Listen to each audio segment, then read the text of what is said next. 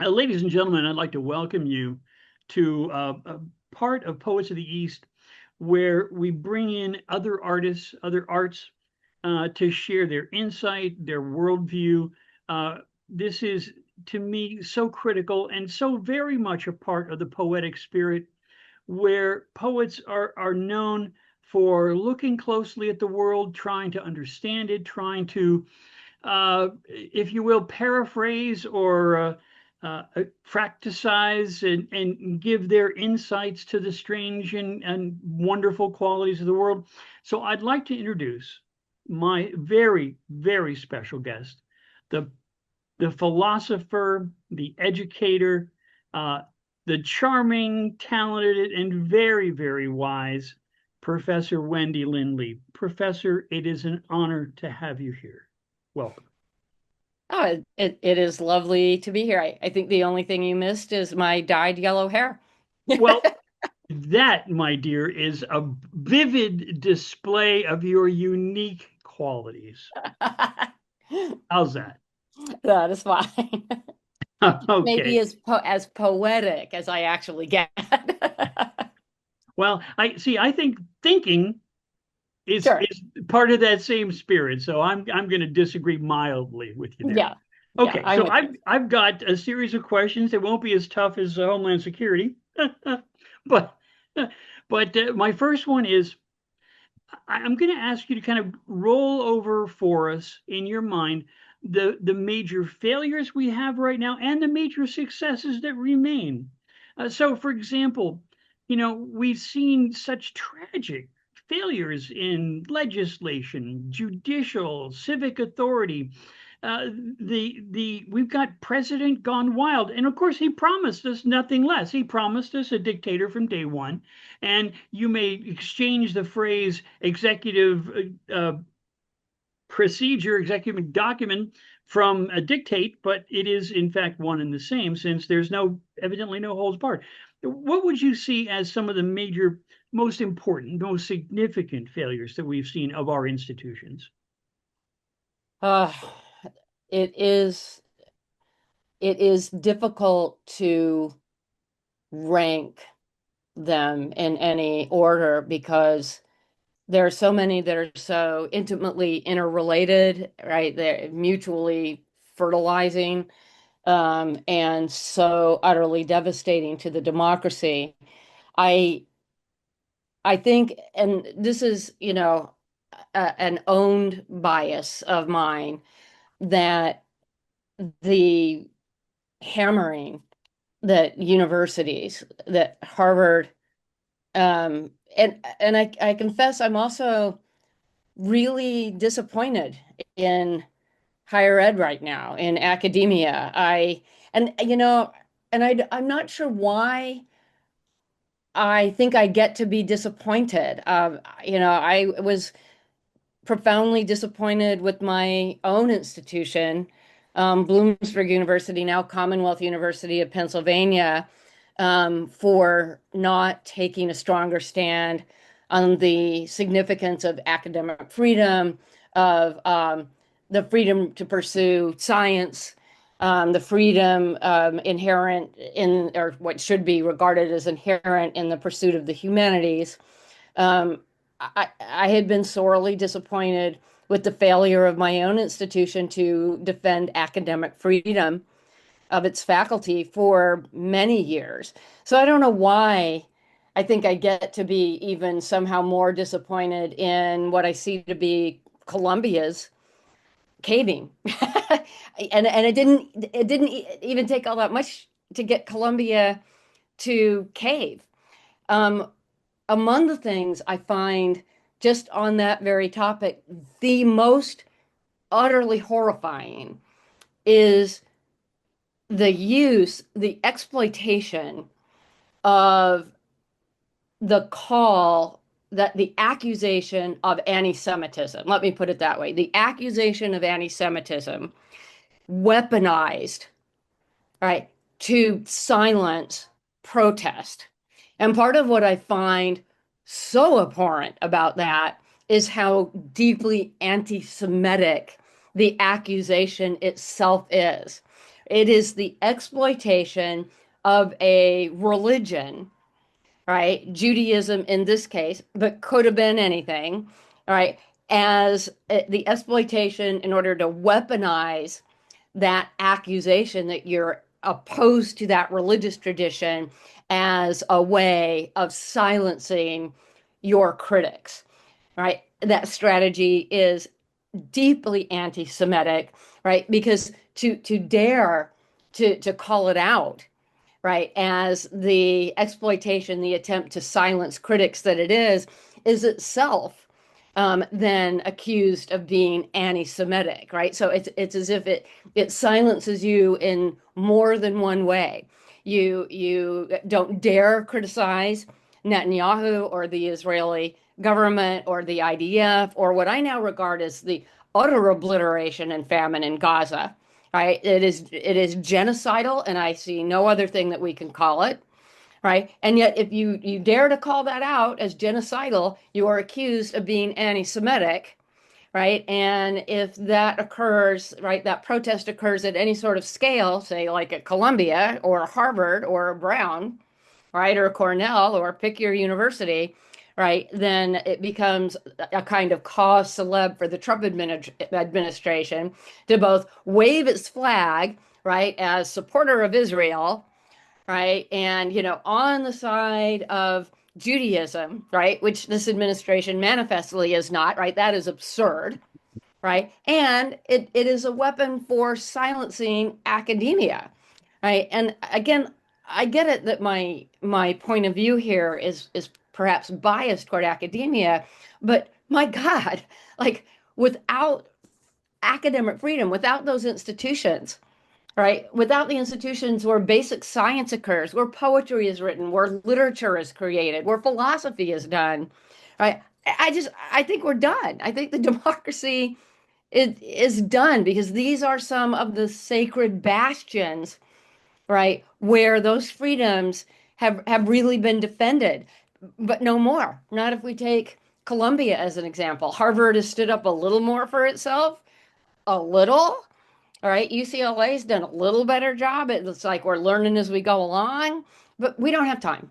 We don't have time for this kind of BS, right? And once some of those freedoms are gone, or once tenure is destroyed, right? It's not like getting it back is going to be as easy as it was to destroy it. All right, we will be decades getting those freedoms back where we can rely on them. So yeah, I think that this is one of the most horrific things. I think, especially now as I am a Baltimorean, I see a lot of the news about deportations and Uganda, we're going to deport people that we are using as poster children for crimes they did not commit to Uganda. Um, I that I read a story this morning about airlines trying to hide the fact that they are a party to mass deportations, right? Because they don't want to lose their regular passenger revenue, right? But they, in fact, are a party to the Trump administration's utterly cruel alligator Alcatraz deportation schemes, which I simply regard these places as concentration camps. Certainly, at least as camps, maybe medical experimentation isn't occurring at them, right? But Yet, the conditions yet. are still horrible, and that we care nothing about what happens to the Everglades. There's a significant environmental aspect to this. Um, I don't know. I don't live in the country that I thought I had, and I wonder if I ever had it. A follow-up question, really very much part and parcel of that same thing. We've seen the legislative bodies basically throw up their hands. Uh, and while, of course, the greatest heap of opprobrium falls on the Republicans, there's been an awful lot of fellow travelerism in the Democrats.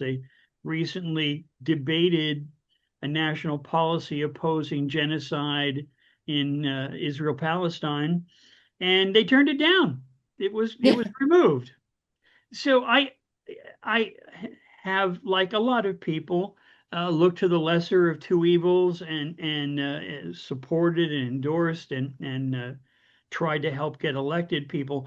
But I really I think that our legislature has failed us, has failed to accept their own responsibilities, to take care of their own duties, to execute their part of the democratic process. And then, and you know, you can't hardly get to the crimes of the Trump administration without talking about the gutting of civil service, Hmm. the reimagining of civil service as strictly a finger, an arm of the Trump administration's thoughts and policies. FEMA, EPA, FAA, Social Security, law enforcement, this Doge crime spree. I can't think of any other nicer term for it, where these people were allowed to basically pillage the entire governmental data structure for their own ends, and no one, there's no oversight whatsoever, and the few gatekeepers were taken out. They were just Hmm. they were just removed. What do you see the how do you characterize the fallout of that, basically the destruction of our civil service? Well, so even stepping back a little bit further, the destruction of civil service just being one of the most important examples, I've begun to really wonder whether or not for example, the division between the branches of government, between judicial, legislative, executive, I've begun to really wonder whether the structure of of those distinctions was itself ever secured fastly enough, because it seems that Trump has had such a relatively easy a time trampling those distinctions. I see lots of references in the news to norms, you know, practices and norms that are not laws. And and it's perfectly clear that Trump and company, right, and particularly company like, right, the Nosferatu of our time, Stephen Miller, right, that um, they have no concern at all, lose no sleep whatsoever over dispatching norms into the ether, right? They care not at all. And so I think you have to wonder if it was ever the case that these so-called walls of separation were ever really walls. It's like we got to think that they were walls because they weren't so egregiously and routinely violated, right? But it turns out that they were more like just hung sheets, or, just just flimsy plexiglass walls that you could see through. You know, that brings up a point that I Yeah. think I was so looking forward to talking to you about, because clearly uh, the world of laws that we imagine is one edifice.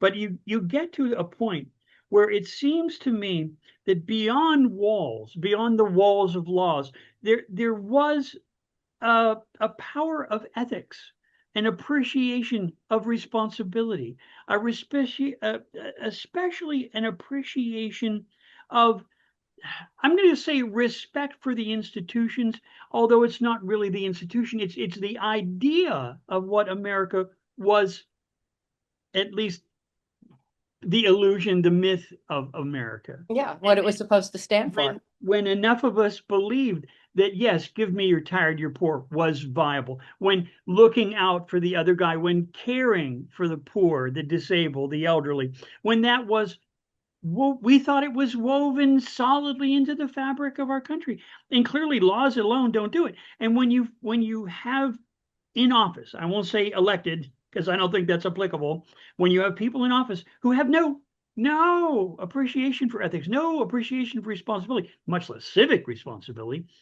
this is what you end up with, absolutely lawless. Let's make it up as we go along sort of government, and that's pretty frightening. Yeah, it's very frightening. And part of what I have learned from some of my students over the years too, especially my students who come from um, just poorer neighborhoods that are more likely to see the sorts of crimes that are sometimes generated or encouraged by poverty. Um, when I ask them, what do you think about the strength, right? The viability, right? The durability of our institutions, right? They laugh a little bit, right? And they say, I don't really know what you mean, Dr. Lee, because these institutions have not been available to my family or to my kids or to my kids' schools really ever, right? So, in some sense, I think sometimes my students are telling me, look, you're just figuring out, Dr. Lee, what we already knew from our experience. And I have students who are, say, my foreign students, right? I have several who are from India, one from Bangladesh, right? And they come in, right, and they say, we are so excited to participate, in this great American experiment. And then, I've watched some of those students become just bitterly disillusioned, and saddened, Appropriately so, especially yeah. when they see news about deportations and the now we're only going to accept student application for visas, student visas, for those students who we think are adequately patriotic. Or I don't even know what that means. Or What does that even mean? How do or you even Chinese demonstrate that? or Chinese because Chinese is okay. You Oh, know, right, yeah. another thing, another one of those hiding in plain sight issues that is so, it seems so endemic to Trump. Uh, every one of these nations that's received these incredibly random tariffs, Hmm. the one nation, the one nation that has not received a ridiculous tariff is Russia. Yeah, Absolutely nakedly, brazenly special, yeah. Hmm. special must Yeah. Russia be to the Trump administration. And so predictable. So predictable. Did did anyone really think that anything was going to go on in Alaska other than a photo op, and Putin is sort of, welcomed back, onto the world stage, right? Does anyone at any point expect Trump to actually acknowledge out loud, or even to himself for that matter, that Russia is the offender, Russia is the murderous invader, that Putin is a butcher, right? No, because the aspirations of Trump, right, and I think many of his allies go well beyond his last term in office, right, and are pecuniary, right, are about his own self-interest, right, about, I don't know, maybe he's got aspirations for more hotels or whatever in Moscow, right, just like he does in Gaza. But I I think we just don't get to be surprised. But what's on the other side of not being surprised anymore for the Democrats as a party is that they also need to stop being stunned, right?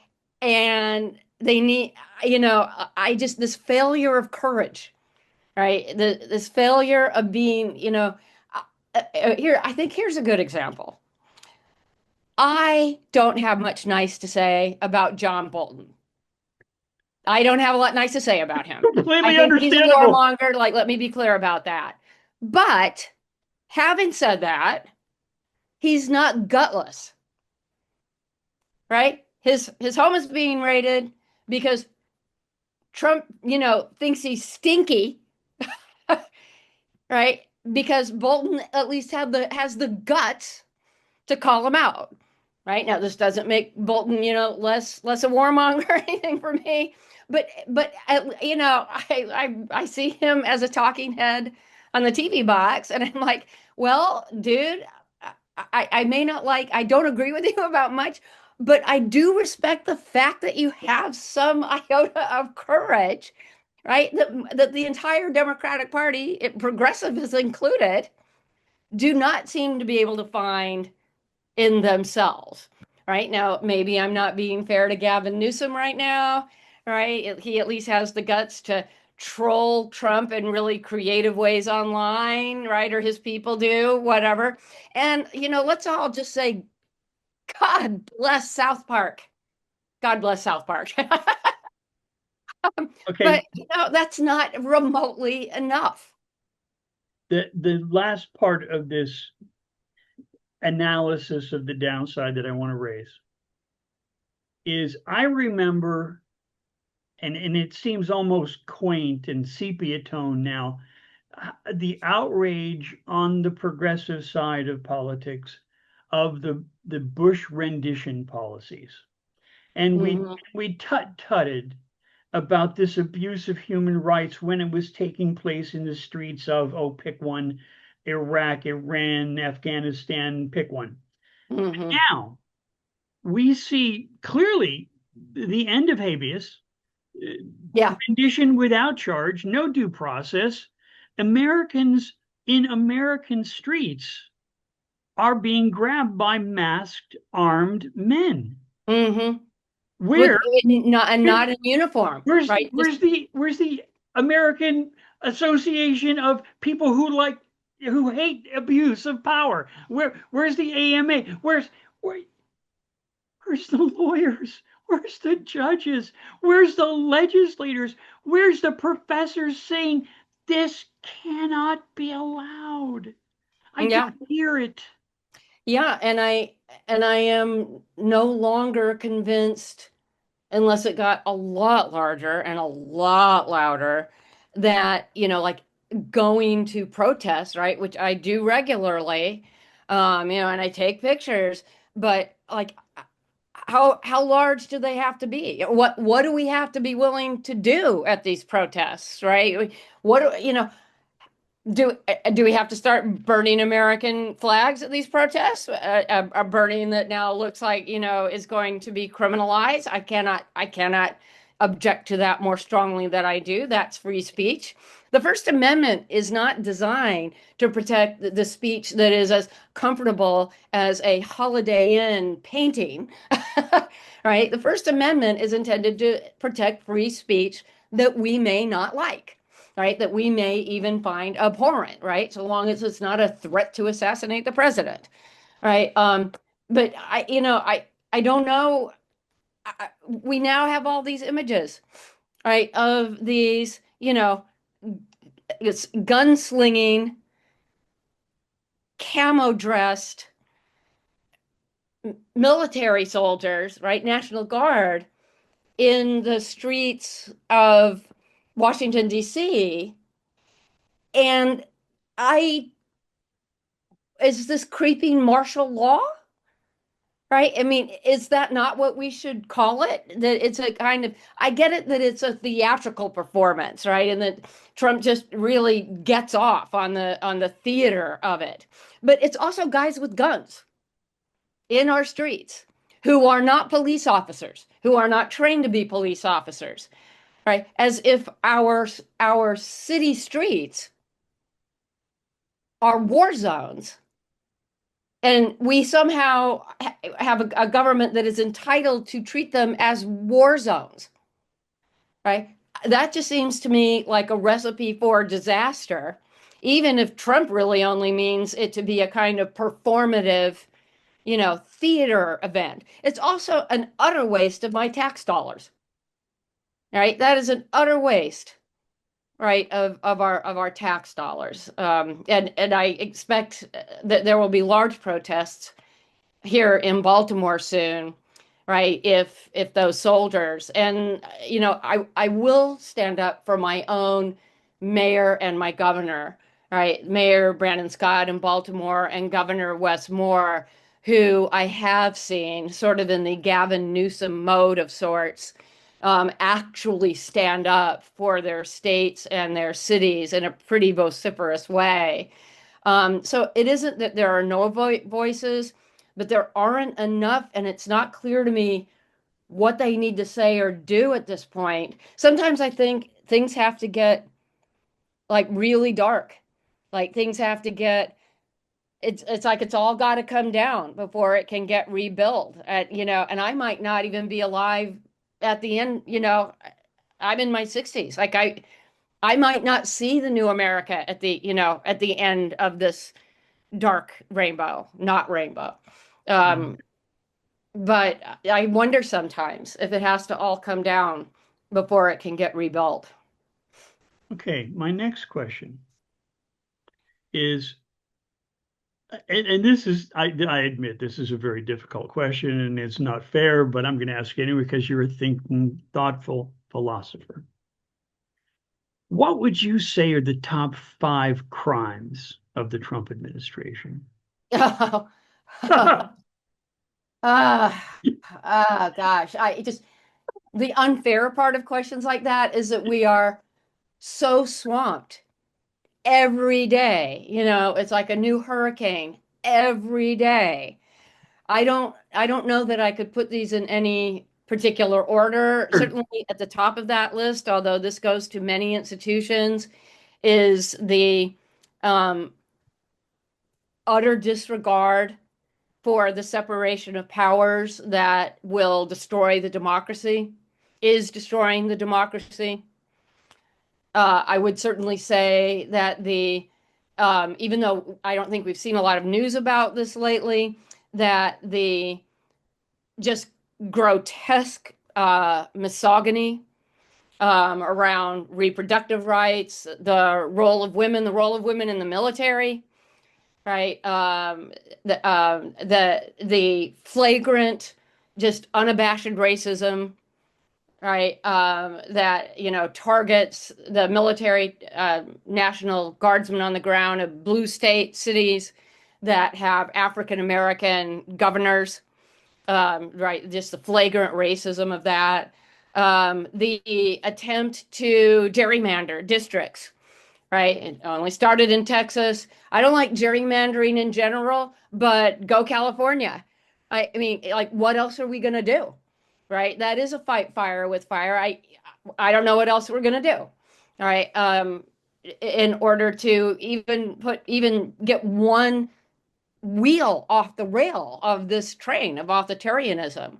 The environmental, gas and oil, gas and oil, gas and oil, making America not just energy independent, but energy dominant, regardless the consequences to our water, right? The dismantling of environmental laws, right? Like that govern clean air, that govern clean water, that govern coal runoff. Um, I don't know. I'm not really counting. Are we at five yet? I Oh mean, I yeah, mean, yeah. We the, we the we train just keeps we've going. we've breached that particular barrier. Um, I do also think that we can't forget profiteering. Uh, Oh, and the profiteering is a thread, really, that it threads its way through all of these, Everything. Yeah, yeah, yeah. right? I mean, Okay. Gaza, the corporations like Harvester that are drooling, right, over the building contracts, some of which they already have. Caterpillar, for example, already have in Gaza to clear land, right, in order to build hotels and golf courses and what have you. Yeah, the profiteering is egregious. And that's the relationship between Trump and Putin, Yeah. right? That's the term that really catalyzes that relationship. It's profiteering. Well, my dear, it's only because I love you so much that I'm going to give you an even more difficult question. Utter Yeah, respect, keep my going. dear. Utter respect. The road back. What kind of tasks do you see before us? Because even if we eliminate Donald J from the table and the Vance person, there'll be other minions of the ruling class that will be stuffed down their throats. But if we can imagine a road back to democracy, if we can imagine a road back to government by the people, maybe a Truth and Reconciliation Commission, maybe some kind of renovation of our legislative system, of our election system. What kinds of things can you imagine that might be able to, after all of this is said and done, regardless of how bad it has to get, or how we may, by the grace of Providence, survive this? What do you see the road back looking like? I think that that's going to be a question of scale.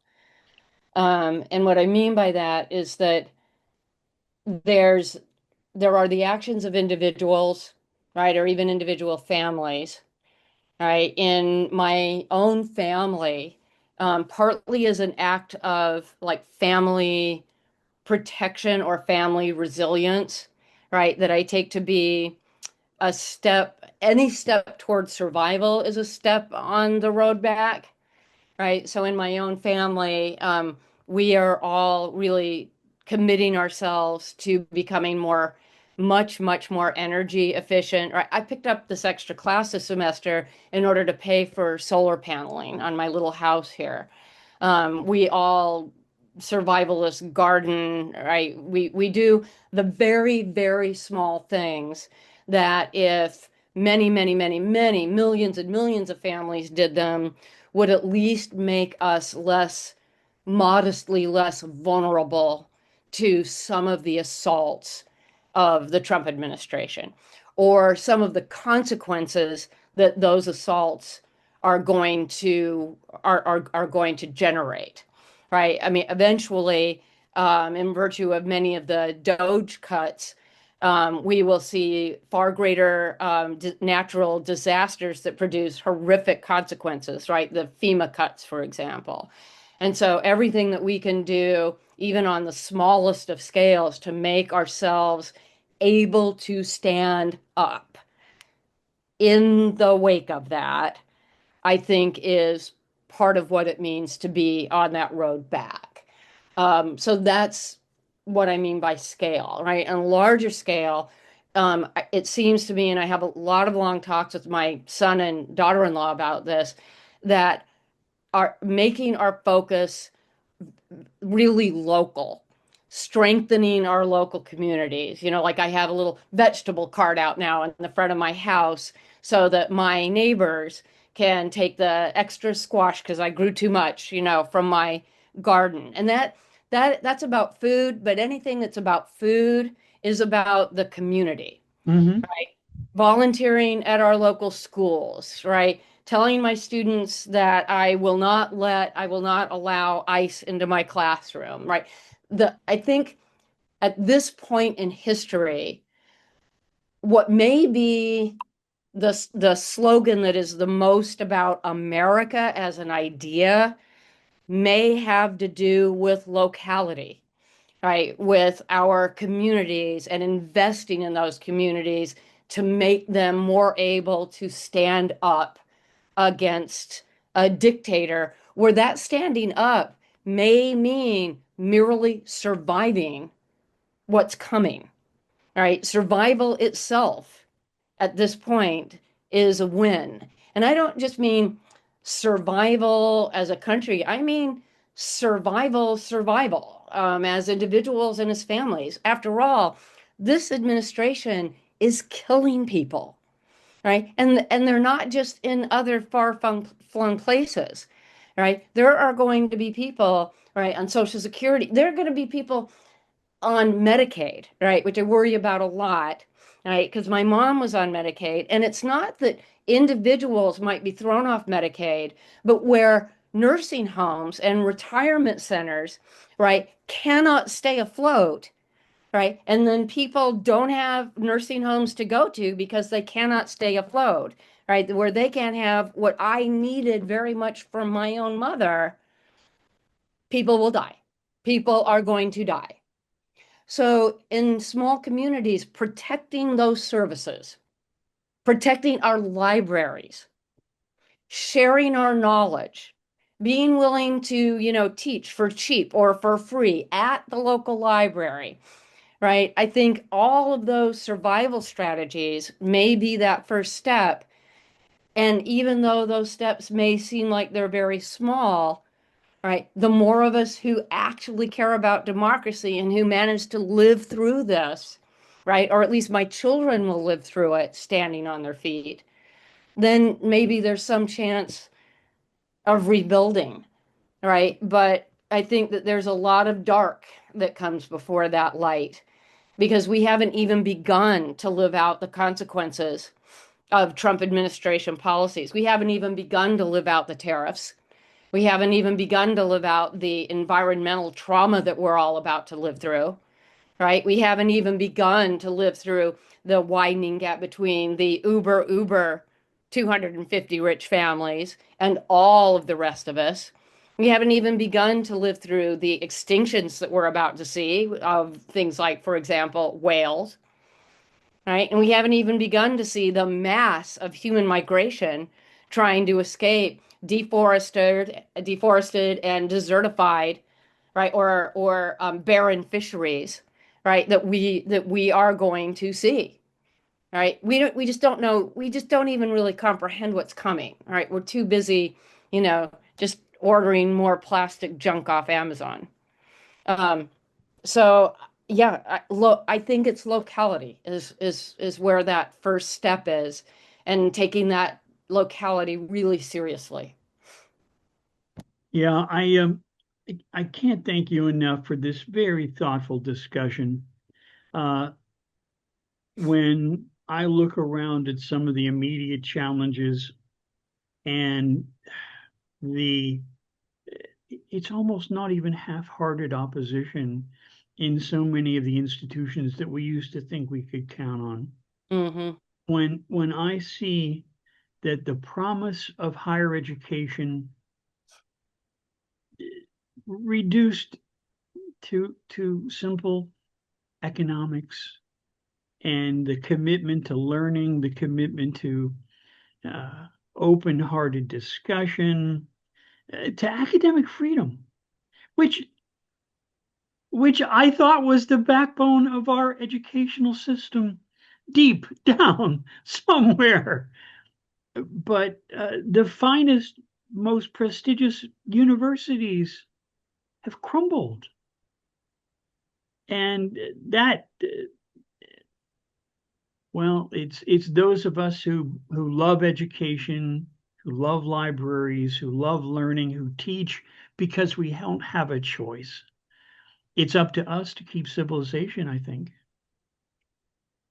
Yeah, and yeah, I think it is. And I think it's up to all of us with whatever skills we have, right? Whether it's in the humanities or it's say being master gardeners, right? It's up to us to take seriously sharing that knowledge, right? And trying to convince people that there is knowledge actually worth sharing, even when it doesn't make money, right? And I say that there's the hard part of that is that of course I'm in this wildly fortunate position, right? I get to be a teacher. It is a huge privilege, right?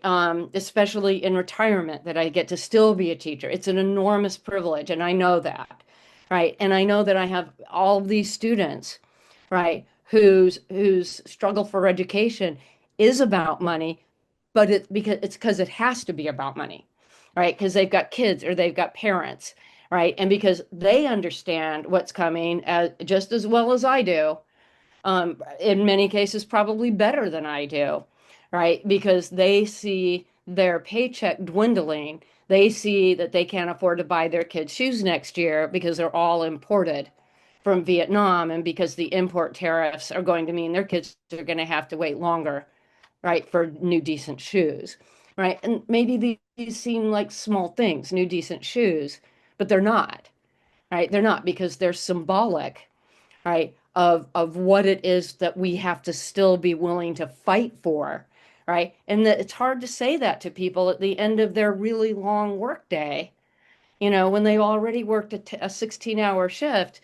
right? And they still got to try to get their kid to practice, right? So that does make it incumbent upon us, particularly, right? If you have the leisure, you have the time, you have the resources, um, I think you bear an even greater responsibility because you have more time. Well, Professor, I can't thank you enough for this very thoughtful discussion. Uh, it is truly an unenviable task to try to make sense of what's going on right now. And I turn to my dear philosophy professor friend and say thank you from the bottom of my heart for this wonderful discussion. And I think you did leave us with hope. You did leave us a path through this and after this. And for that, I am in your debt as always. Thank you, dear. You are most welcome. Glad to be here. Okay, well, let's talk again soon, okay? Let's do indeed. All right. Thanks again. Bye-bye. You have a real good day. Bye-bye.